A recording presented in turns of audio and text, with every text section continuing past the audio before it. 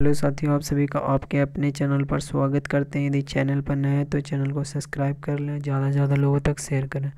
तो आज का टॉपिक है वह पहला कि भारतीय राष्ट्रीय कृषि सहकारी विपणन संघ NAFED किससे संबंधित है? कृषि विपणन से। अगला पॉइंट है कि भारतीय चारागाह एवं चारा अनुसंधान संस्थान Indian pasture and fodder research institute कहाँ स्थित है? तो झांसी में।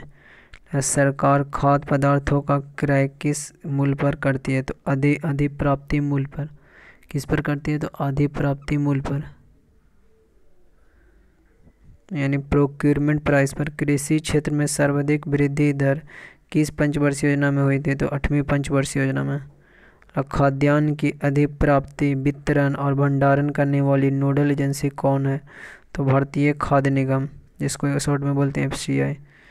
उत्तर प्रदेश कृषि अनुसंधान परिषद, Uttar Pradesh agriculture research council कहाँ स्थित है? लखनऊ में।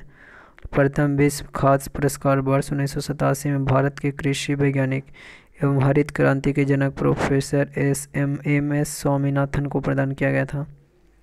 दीर्घकालिक कृषि ऋण किसके द्वारा प्रदान किया जाता है? भूमि विकास बैंक द्वारा। भारत में फसलों की बुआई के अंतर्गत शुद्ध क्षेत्रफल लगभग कितना है? 14.01 करोड़ हेक्टेयर।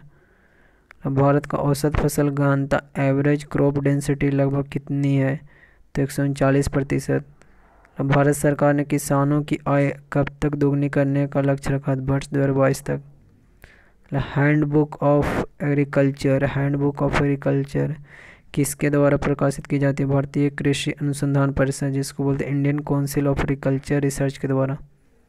भारत सरकार की कृषि एवं सहकारिता विभाग द्वारा रेनफेड एरिया डेवलपमेंट कार्यक्रम कब आरंभ किया गया था?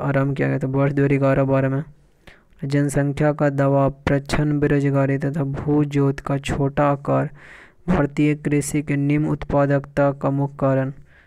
अगले केंद्रीय खाद्य तकनीकी अनुसंधान संस्थान central food technical research institute कहाँ स्थित है? मैसूर में।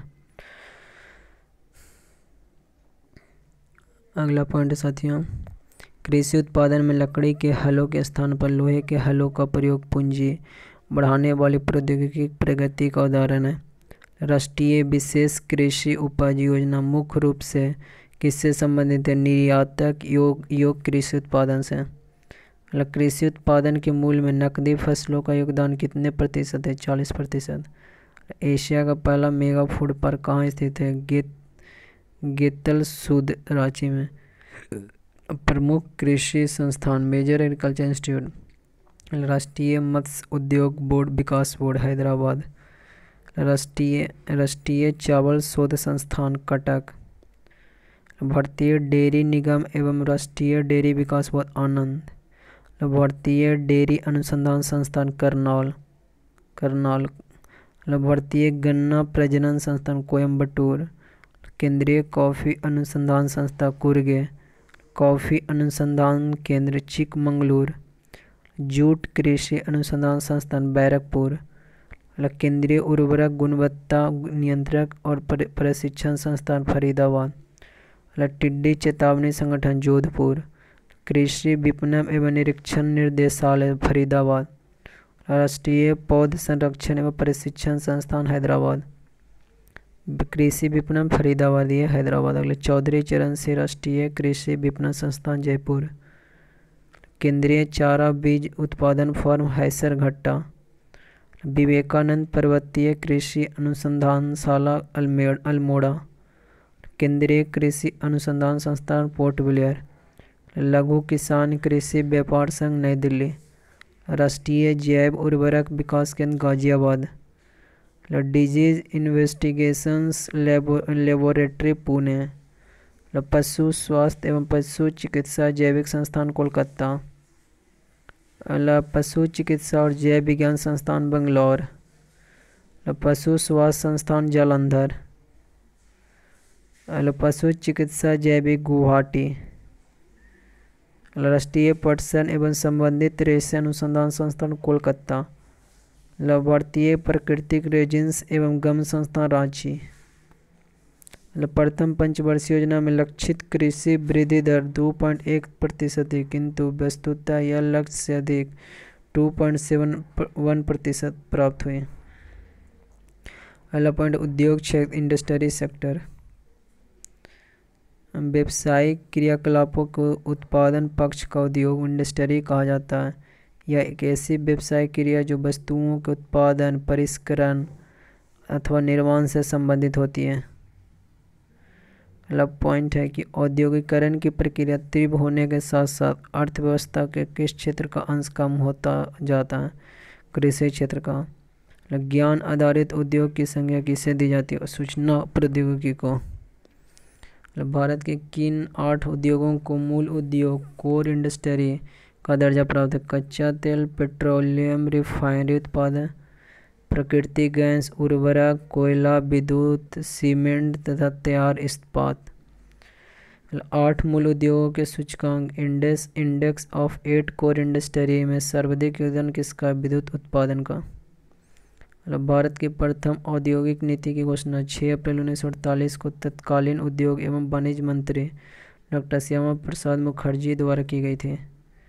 औद्योगिक और वित्तीय पुनर्निर्माण board of industrial and financial reconstruction, जिसको शॉर्ट में बोलते हैं BIFR, किससे संबंधित है? रुग्ण इकाइयों के पुनर्निर्माण एवं वित्तीयन से। औद्योगिक नीति के द्वितीय वर्ग के अंतर्गत कितने आधारभूत उद्योग आते हैं? 6। कोयला, लौह इस्पात, वायुयान निर्माण, जलयान निर्माण, टेलीफोन तथा खनिज तेल प्रसंस्करण उद्योग। बजट 2020-21 में सरकार ने उद्योग क्षेत्र, व्यापार और निवेश पर कितनी राशि का आवंटन किया? 27,300 करोड़। भारत में लघु स्तर स्मॉल स्केल का सबसे मुख्य उद्योग कौन सा? हथकरघा उद्योग यानी हैंडलूम इंडस्ट्री। कंपनी। अगला पॉइंट, कंपनी द्वारा किस पूंजी पर लाभांश की घोषणा की जाती है? अभिदत्त पूंजी यानी सब्सक्राइब कैपिटल पर। निजीकरण प्राइवेटाइजेशन से क्या है? निजी क्षेत्र को स्वामित्व और प्रबंधन का हस्तांतरण। अगला पॉइंट देखते हैं साथियों, भारत में मेगा फूड पार्क योजना का उद्देश्य खाद्य प्रसंस्करण उद्योग के लिए अवसंरचना सुविधाओं में सुधार लाना। वर्ष 2005 में गठित राष्ट्रीय निवेश निधि नेशनल इनोवेशन फाउंडेशन NIF का मुख्य उद्देश्य क्या है? सामाजिक क्षेत्र की परियोजनाओं में निवेश करना। BSNL भारत संचार निगम लिमिटेड की स्थापना किस वर्ष हुई थी? वर्ष 2000 में। कागज विनिर्माण उद्योग के लिए प्रसिद्ध कौन सा स्थान है? यमुनानगर, गुवाहाटी तथा बल्लालपुर। मेक इंडिया कार्यक्रम का लोगो क्या है? शेर। आधार, क्षय एवं लाभ हस्तांतरण पद का संदर्भ बहुराष्ट्रीय कंपनियों द्वारा किए जाने वाले कर अपवंचन यानी टैक्स एवेशन पर प्रतिबंध लगाना है। उद्योग में लघु क्षेत्र के लिए वस्तुओं को आरक्षित करने की अनुशंसा किस समिति ने की थी? अब्बिद हुसैन समिति ने। भारत में मिल निर्मित कपड़े का सर्वाधिक उत्पादन राज्य कौन सा है? गुजरात। प्रधानमंत्री मुद्रा यानी micro unit development and refinance agency, जिसको शॉर्ट में बोलते हैं मुद्रा योजना का उद्देश्य क्या? लघु उद्यमियों को औपचारिक वित्तीय प्रणाली में लाना। भारत में उद्योग हेतु लाइसेंसिंग प्रणाली का आधार क्या था? उद्योग अधिनियम 1951। उद्यमी हेल्पलाइन स्थापित करने का उद्देश्य क्या है? सूक्ष्म व्यापार स्थापित करने हेतु आसान वित्तीय सहायता उपलब्ध कराना। स्वतंत्रता पूर्व स्थापित लौह इस्पात के कारखाने। कुल्टी पश्चिम बंगाल वर्ष 1870 में। साकची झारखंड वर्ष 1907 में। हीरापुर पश्चिम बंगाल वर्ष 1908 में।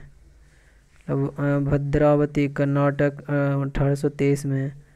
वर्नपुर पश्चिम बंगाल 1937 में। वर्तमान में कपड़ा निर्यात में भारत का विश्व में दूसरा स्थान है। तो चैनल सब्सक्राइब करें, ज़्यादा से ज़्यादा लोगों तक शेयर करें।